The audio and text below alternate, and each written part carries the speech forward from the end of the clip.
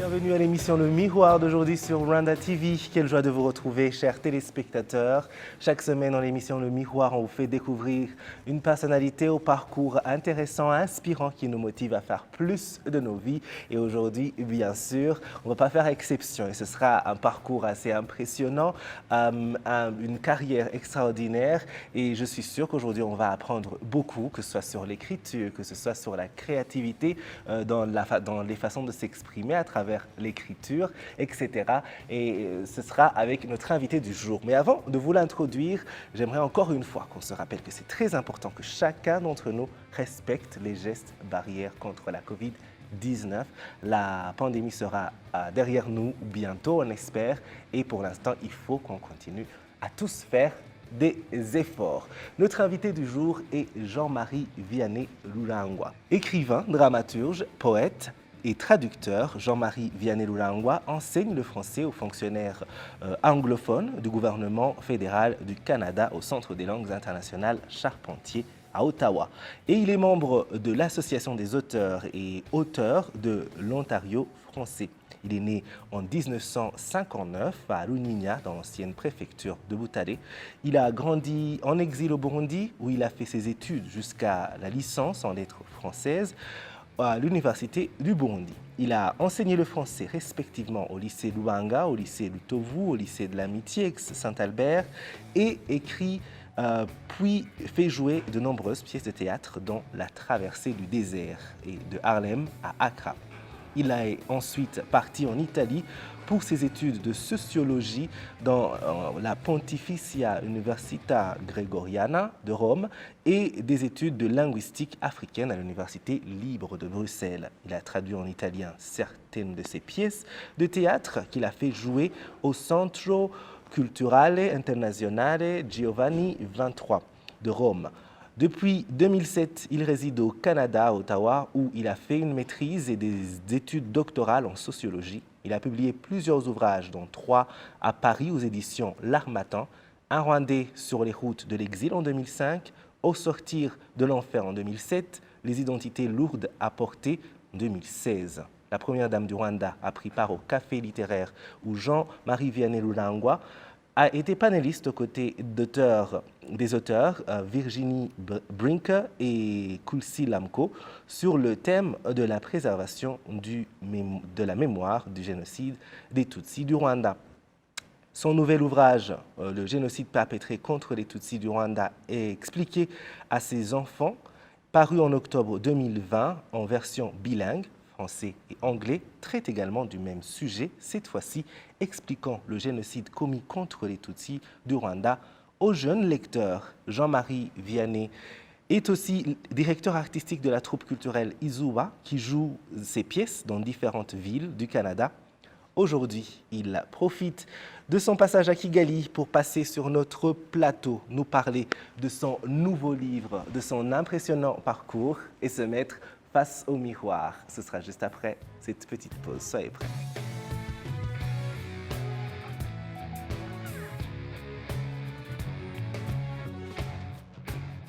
Bienvenue dans notre émission. Quelle grande joie de vous accueillir. Je vous remercie beaucoup. Oui, vous vivez au Canada, vous êtes de passage au Rwanda. Comment vous vous sentez à la maison? Je me sens bien. En fait, je suis en résidence d'écriture. Oui. J'ai reçu une subvention de la part du Conseil des arts de l'Ontario. L'Ontario, c'est la province où j'habite. Oui. J'ai gagné une subvention pour écrire un roman sur le racisme. Donc, non seulement je viens présenter mon livre, Oui. Le génocide perpétré contre les Tutsis, expliqué à ses enfants, mais aussi pour écrire un nouveau. D'accord. Donc, je suis ici pour 2 mois. Pour 2 mois. Oui. Et d'accord, on vous souhaite en tout cas d'écrire le plus beau roman Merci. possible. Je l'espère. Et c'est un sujet tellement important, le racisme, tout ce qui touche l'humanité, bien sûr, mais encore plus ce genre de questions qui touchent à la sécurité et la vie des gens, leur futur, etc. Alors, l'écriture, c'est cette, comment dire, majeure partie, cette grande ombre qui est sur votre vie professionnelle. Oui. Où est-ce que d'où vient cette passion pour l'écrit? Oui. Bon, je pense que cette passion remonte à mes années d'études, Oui, au petit séminaire Saint-Pédis de Muyinga, au Burundi. oui. Et quand disons, quand j'avais 16 ans, j'aimais beaucoup lire les poètes comme Victor Hugo, Lamartine, Chateaubriand, Alfredo Musset. J'aimais lire Corneille, Racine, les fables de La Fontaine. J'aimais lire Molière. Et ça m'a donné l'envie d'écrire des choses aussi. Et comme ce sont les années d'adolescence, Mhm. j'écrivais des poèmes, des poésies d'amour. Comme le faisaient mes camarades de classe, souvent aux copines imaginaires, Oui. oui, mais on exerçait quand même notre plume. Donc ça m'a permis d'écrire des poèmes en vers, rimés. Et après, quand j'ai fini mes études secondaires, oui, universitaires aussi, je suis allé enseigner au lycée de Ruanga et puis de Rutovu. Et c'est vraiment au lycée de Rutovu que j'ai commencé à prendre ma plume, à écrire des pièces de théâtre que je faisais jouer par mes élèves. Et ces pièces-là ont eu des succès dans la mesure où elles ont été empruntées par d'autres professeurs et ont été jouées à travers tous les lycées du Burundi. Donc, je dirais que, disons, la passion de l'écriture a commencé comme ça. Et puis, à Bujumbura, j'ai commencé à écrire des pièces engagées qui traitaient de l'exil, qui traitaient des conditions précaires dans lesquelles vivaient les réfugiés et le désir ardent de rentrer chez eux. Voilà. Et puis, alors, je suis allé en Italie, j'ai commencé, comme vous l'avez dit, j'ai traduit mes pièces en italien parce que j'étudiais en italien et je faisais jouer mes pièces devant le public italien. Et j'ai continué comme ça jusqu'à présent. Voilà, donc ma passion pour l'écriture remonte à mes années d'études au petit séminaire de Muyinga. Waouh. Ouais. Oh. Donc ça fait... C'est beau. Et puis, vous parliez de ça et j'essayais de me mettre... je voyais ça comme un film. Et je me disais, quelle chance pour les élèves que vous avez enseignés. C'est quand j'étais au secondaire, à chaque fois qu'on avait un professeur qui avait, qui avait envie de vous faire jouer une pièce, Oui. c'était extraordinaire. Exact. Et c'était souvent des pièces de ces auteurs de la littérature française ou africaine. c'est ça. Mais imagine, cette fois-ci, c'est le prof qui a écrit la pièce, donc ça va parler de sujets qui vous parlent plus. Oui. Ah, waouh, ils ont eu C'était beaucoup de chance. passionnant de faire jouer, mais d'abord de jouer une pièce que j'avais écrite moi-même et de la faire jouer par mes élèves. Ça les stimulait. Absolument. Et c'était une activité créative, récréative, mais aussi, comment dire, qui stimulante parce que il y en a qui ont pris le goût d'écrire aussi. Oui, c'est vrai. Et puis, vous avez continué à exercer cette passion qui est la vôtre, l'écriture. Vous avez sorti plusieurs livres jusqu'à aujourd'hui. Vous continuez à faire jouer des troupes de théâtre avec vos pièces. Et, mais quand même, vous avez une certaine ligne dans laquelle, sur laquelle, disons, votre bibliographie est tracée, qui est, vous parlez beaucoup du génocide perpétré contre les Tutsis au Rwanda, sous différentes souches. Différentes, oui. Pourquoi avoir choisi de vous concentrer sur ce thème-là? En fait, mon écriture est liée à ma vie, à ma vie aussi. Quand j'étais au Burundi, j'ai vécu au Burundi pendant plusieurs années parce que je suis arrivé à Burundi quand j'avais 2 ans.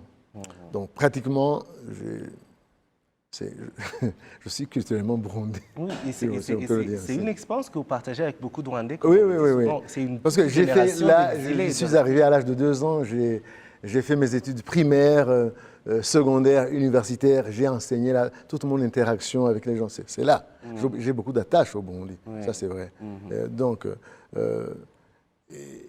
et là, donc, mais j'étais réfugié et quand l'exil a commencé à se faire sentir, à devenir pesant, ça m'a inspiré. Ça m'a inspiré des pièces de théâtre et un livre, vous l'avez vu, Un Rwandais sur l'eau de l'exil, c'est le premier, disons, la première autobiographie que j'ai écrite. Et ça parlait de ma vie, mais aussi de la vie de ma communauté, quoi. Parce que comme disait Victor Hugo dans les Contemplations, quand je vous parle de vous, je vous parle de moi. Non, quand je vous parle de moi, je vous parle de vous. Ouais. Parce qu'en fait, c'est ma vie individuelle, mais qui était partagée par tout ce qui était autour de moi, tous les gens de ma condition.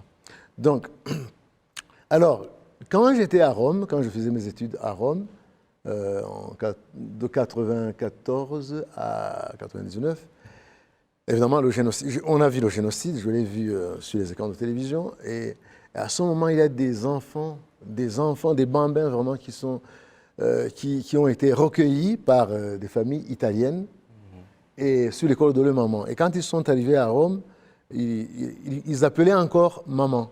Et ça m'a ému parce que je suis allé les voir dans un hôpital à Rome. Et ces enfants m'ont tellement ému que j'ai versé des larmes, mais en même temps, ça m'a inspiré des poèmes. Et donc j'ai écrit le premier poème sur le génocide, ça s'appelle « Le film de l'horreur ». Et ça exprimait mon indignation, ma rage, ma révolte devant le silence, l'inaction de la communauté internationale face au drame qui était en train de s'abattre sur mon pays. Donc, j'ai écrit beaucoup de poèmes là-dessus, mais aussi en 1998, j'ai fait partie d'une équipe d'écrivains africains réunis autour du projet baptisé Rwanda, écrire par devoir de mémoire, initié par le journaliste tchadien, français d'origine tchadienne, Noki Jedanoum. Et nous sommes venus à 10 pour causer avec les rescapés, pour visiter les mémoriaux du pays, pour voir de nos propres yeux les preuves matérielles du génocide. Et puis nous sommes repartis, chacun chez lui, pour produire des œuvres d'art, des fictions, des romans, des pièces de théâtre, des poèmes, des essais, afin de perpétuer la mémoire de ce génocide. Donc, comme je faisais partie, le premier livre que j'ai écrit justement sur le génocide, c'est le génocide des Tutsis, pas expliqué à ses enfants, mais expliqué à un étranger. Ah. Pourquoi? Parce que à ce moment-là, on ne savait pas vraiment comment définir ce qui se passait. Et les journalistes occidentaux parlaient d'une guerre interethnique, d'une guerre entre Hutus et Tutsis, d'une guerre entre Hamites et Bantous, d'une guerre entre agriculteurs et pasteurs. Et je voyais que je sentais que ça ne collait pas et que je devais faire quelque chose. Donc, comme je faisais justement la sociologie, et que j'avais étudié même la Shoah, donc le génocide des Juifs, ça m'a permis de comprendre ce qui se passait chez nous. Alors j'ai écrit ce petit essai comme une réplique, comme une réponse à ces journalistes qui interprétaient mal ce qui se faisait chez nous. Oui. Voilà. Et puis alors j'ai continué pour sensibiliser la communauté internationale sur ce drame, pour en perpétuer la mémoire, j'ai écrit des pièces de théâtre. Et je les ai fait jouer en Égypte, aux États-Unis, ici, évidemment, en Ouganda, et puis au Canada, évidemment, là où je suis maintenant. Et je continue à perpétuer cette mémoire, non seulement à travers mes poèmes ou mes essais, mais aussi à travers les théâtres, mes pièces de théâtre. Absolument. Voilà. Oui, donc c'est ça, et ça, je continue parce qu'il y a tant de choses, à dire encore sur le génocide. Absolument, oui, c'est ça. C'est vrai, et c'est une très noble cause qu'il faut continuer. Oui. Alors, justement, sur le même chemin, vous avez ce nouveau livre, Le génocide perpétré contre les Tutsis du Rwanda, expliqué à ses enfants, que j'ai commencé à lire. Merci de le lire et de le faire lire et de l'acheter surtout. Oui, c'est vraiment un livre, c'est un concept assez intéressant dont je vais vous laisser nous parler. Mais en tout cas, pour ceux qui nous suivent maintenant, il faut que vous sachiez que c'est une belle aventure de lire ce livre. Ça se lit facilement et c'est assez original, disons. Merci beaucoup.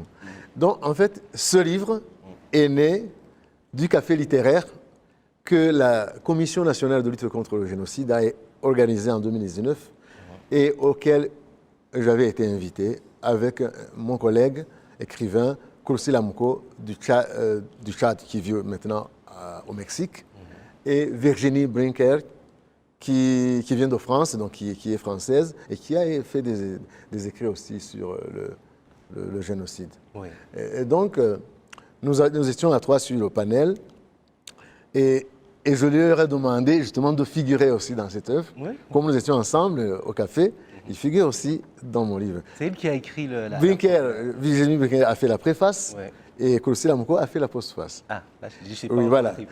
Donc ce livre a été publié à Mexico Oui. par la Casa Ankili Africa, dont Kursi Lamoko est exactement l'auteur, plutôt le directeur. Et voilà, donc, alors ce livre est né suite à la question d'une étudiante, une étudiante qui était dans l'auditoire, Nelly Omonisa Rurangwa. Il y a des gens qui pensent que c'est ma fille. On dirait, parce que Non, c'est le même nom. On a le même nom. Non, je dis, vous savez, Rurangwa, c'est un nom commun ici. Oui.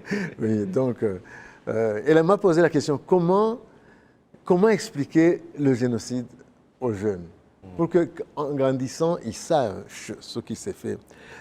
J'ai dit, c'est pas facile. C'est pas facile, franchement, d'expliquer un concept aussi grave que le génocide aux enfants. Mais je dis, on peut essayer. C'est possible.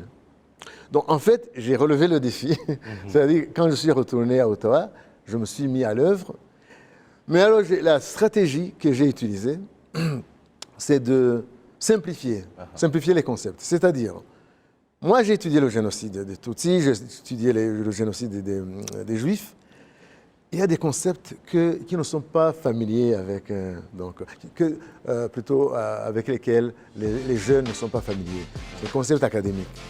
Ce que je fais, d'abord, je me dis, je ne vais pas écrire un essai ou un manuel de sociologie sur le génocide.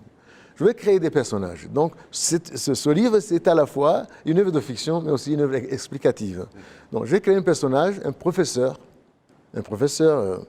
rescapé du génocide, et sa femme, médecin, pédiatre. Je les fais venir du Bugesera. Je leur donne des enfants, Yannick, Alice, Yvan et Diane. 17, 15, 14 et 12. Et ces enfants, ils les amènent à des mémoriaux du pays, à Nyamata, à Gisozi, Morambi, Sesero. Et ces enfants observent ces mémoriaux, regardent, écoutent. Parce que justement, c'est ça la transmission intergénérationnelle de la mémoire. Les enfants doivent porter cette mémoire du génocide, même si elle est lourde à porter. Ils doivent l'assumer parce que ce sont eux qui vont la transmettre à leurs enfants, et ainsi de suite. Donc, les enfants, au départ, ils ne voulaient pas les emmener là, mais ils se sont rendus compte que c'est bon pour que, justement, la mémoire du génocide ne soit perpétuée. Il faut que les enfants sachent, apprennent. Et après la visite, les enfants lui posent des questions. Lui posent des questions sur tout ce qu'ils voient, sur tout ce qu'ils entendent, sur tout ce qu'ils comprennent ou ils ne comprennent pas. Et lui, il a la mission de leur expliquer, parce que c'est un professeur préparé, qui a voyagé beaucoup, qui parle plusieurs langues. En fait, je me suis mis. C'est mon porte-parole en un mot. C'est vrai. Voilà, donc il y a une part de moi, si vous voulez. Oui, c'est un personnage que j'ai créé, mais je lui donne certaines choses de moi et lui, il explique comme je le fais dans mes classes, etc. Oui. Et ce que je trouve justement intéressant c'est expliquer aux enfants, c'est vrai, mais c'est tout le monde qui doit lire, je pense, pour comprendre toutes ces nuances. Parce que c'est expliqué vraiment par un professeur d'université, donc une personne qui a fait des recherches. C'est au-delà de juste raconter ou témoigner de quelque chose qui s'est passé, mais ça entre beaucoup plus en profondeur. Et le titre, c'est « Le génocide perpétré contre les Tutsis du Rwanda », expliqué à ses enfants, et c'est de Jean-Marie Vianney Lulangwa. C'est notre invité aujourd'hui. Un livre qu'on peut retrouver dans différentes librairies ici à Kigali. Bon, alors, jusqu'à présent, je viens d'arriver, évidemment. C'est sorti en octobre 2000, mais à Ottawa d'abord, à Mexico, et puis ça s'est vendu dans la diaspora, en Amérique, en Europe. Ici, c'est récent. On peut le trouver à la librairie Caritas, mais on peut aussi, si on est paresseux, on peut aller sur Amazon, parce qu'il est sous format digital. Digital. Oui, c'est ça. Donc on peut, les jeunes ils peuvent. Oui, mais moi, je préfère qu'ils lisent le livre. Oui, absolument. Oui, c'est l'émission Le Miroir qui continue sur Rwanda TV. J'espère que vous passez un bon moment, que vous apprenez tellement, comme nous, sur ce plateau. Nous continuons à découvrir Jean-Marie Vianney Lulangwa. C'est notre invité du jour. Et comme vous le savez, dans l'émission Le Miroir, tous nos invités sont mis au défi. Et le défi aujourd'hui, vous êtes poète. La poésie, c'est votre première rencontre avec l'écriture. Absolument, oui, oui. Et je me dis que vous devez avoir un poème favori et on aimerait le découvrir. Pourriez-vous nous en réciter, je ne sais pas, quelques vers? Oui, avec plaisir. Oui. Je dois vous dire d'abord que moi, je récite mes poèmes au rythme du tam-tam. D'accord, ok. Et cela, ça m'a été inspiré par des paysannes burundaises que j'ai observées quand j'avais 5-6 ans. Parce que j'étais 8-10, j'accompagnais mes camarades de classe burundais et j'allais chez eux et puis je voyais leur maman qui pilait le mil, plutôt pas le mil, le lésine ou le sorgho. Et alors, en pilant, c'était au rythme, donc il faisait comme ça, c'était une chanson. Alors, c'est Kurumudi Dizo, Naurimye Bambona, Namurimye Bansaba, Banseka, Nzoburya Bansaba. Donc ce rythme-là, je dis, c'est beau. Et alors, c'est resté dans mon subconscient. Et puis, quand j'ai commencé à écrire une poésie, des poésies orales à Ottawa, je me suis rappelé de ce rythme. Si bien que je compose mes vers au rythme de ces femmes-là qui pilaient. Wow. Alors, je fais comme ça. C'est un cri inhumain, je ne sais d'où il vient, il est assourdissant et déjà je pressens qu'il présage bien le pire. Ça mène et déchire le silence de la nuit, nuit noire qui devient vite nuit d'alarme et de larmes. C'est le grand vacarme des paysans en armes qui, mis en furie, font d'immenses ravages dans tout mon pays. C'est un affreux carnage qui met tout de suite en rage et les choses, et les êtres, et les esprits des ancêtres. Je lève les bras aux cieux, ils maudisent sauf qui peut. J'échappe par miracle aux mains des assassins. Et comme l'avait dit l'oracle, me voici sur les chemins, chemin tortueux de l'exil à la recherche d'un asile. Agishangi, nyuma y'ishyamba, mu mahanga, kure y'u Rwanda. Agishangi, nyuma y'ishyamba, mu mahanga, kure y'u Rwanda. Je marche jour et nuit sous le soleil ou sous la pluie. Je tombe, je me relève, je continue mon chemin. Et sans repos ni trêve, je vais vers mon destin. J'ai envie de me mettre quelque chose sous la dent. Je vois à quelques mètres de l'endroit où je suis des grappes de fruits sauvages qui sont appétissants. Je les cueille, je les mange avec beaucoup d'appétit. Je continue ma route au-devant de mon destin, mais avec beaucoup de doutes sur mes lendemains. Agishangi, nyuma y'ishyamba, mu mahanga, kure y'u Rwanda. Agishangi, nyuma y'ishyamba, mu mahanga, kure y'u Rwanda. C'est très long. C'est un poème de 6 minutes. Donc, c'est comme ça que je récite. Et à Ottawa, j'ai des jeunes. C'est la mère qui me le récite quand nous jouons du théâtre. Et c'est ça. Donc, je le ponctue avec des refrains en kinyarwanda. Ouais. Et puis, j'ai des chanteurs canadiens d'origine française, haïtienne, qui m'accompagnent avec la guitare. Et moi, je parle. Oh mon Dieu. Voilà, c'est ça. Vous les trouvez sur YouTube, si vous avez Jean-Marie Lurangwa sur YouTube, il y en a. Ah d'accord. 11 morceaux comme ça. Oui. Il faut qu'on finisse. Donc, ce poème s'appelle Ishang, l'exil. Donc, pour moi, c'est mon meilleur parce que c'est vraiment ma vie. J'ai reconstitué, j'ai recréé ce moment-là de fuite des gens qui étaient chassés de leur pays et qui vont en exil. Et je me suis mis dans leur peau, même j'étais de cela, mais j'étais petit. Je me suis imaginé Jean-Marie, par exemple, qui fuit et qui cherchait des fruits sauvages, etc. Voilà. Absolument, waouh, c'est beau. C'est un bon rythme, c'est le refrain chanté. Et ce rythme-là, ça m'a été inspiré par ces paysannes burundaises. C'est bon. Oui. Oh, waouh. Merci beaucoup pour votre honnêteté, mais on ne finit jamais notre émission sans notre question phare. Face au miroir, lorsque vous vous regardez physiquement, qu'est-ce que vous aimez le plus? Ça, c'est une question aux artistes, aux stars comme vous, de cinéma. Moi, qu'est-ce que vous aimez le voir? Alors, je regarde mes yeux. Alors, mes yeux, je regarde mon âme à travers mes yeux. C'est vrai? Oui, et j'aime ça. Pourquoi? Parce que j'aime le côté, j'aime mon âme. Mon âme, il y a quelque chose qu'elle a de positif que j'aime beaucoup. C'est la sincérité et c'est je suis un livre ouvert. Donc moi, je suis sincère et je suis sensible, hyper sensible. C'est pourquoi j'écris. Je suis sensible aux événements, aux phénomènes sociaux, le racisme, la discrimination, le génocide, la guerre, la misère, tout cela. C'est mon cœur qui est hyper sensible et qui fait que je puisse avoir des mots pour décrire ça. Absolument. Voilà. Le côté négatif, c'est que justement, je me confie facilement aux gens, et je me fie aux gens, et souvent, ils abusent de moi. Voilà. Mais ne changez jamais. Ces gens-là, il ne faut pas qu'ils vous changent. Non, je le sais toujours moi-même. Merci beaucoup d'avoir partagé ce moment avec nous. Oui. Je vais montrer ce livre à ceux qui vont peut-être se le procurer. C'est le génocide perpétré contre les Tutsis du Rwanda, expliqué à ses enfants. Alors, si vous avez des enfants qui vous posent des questions, Des jeunes, oui. Ou des jeunes, si vous êtes jeune, même pour les parents, ils peuvent... Oui, les parents et les enseignants surtout, Oui, pour qu'ils vous expliquent. Oui, absolument, parce que Oui. c'est expliqué de manière aussi... Limpide. oui, et c'est très académique en même temps. Parce Oui, oui. On entre en profondeur, c'est pas juste, on ne touche pas. Ouais. Alors, merci de nous avoir suivis. On se retrouve la semaine prochaine pour un autre numéro de l'émission Le Miroir. En attendant, rejoignez-nous sur les réseaux sociaux Facebook, Instagram, YouTube, Twitter. Allez, ciao.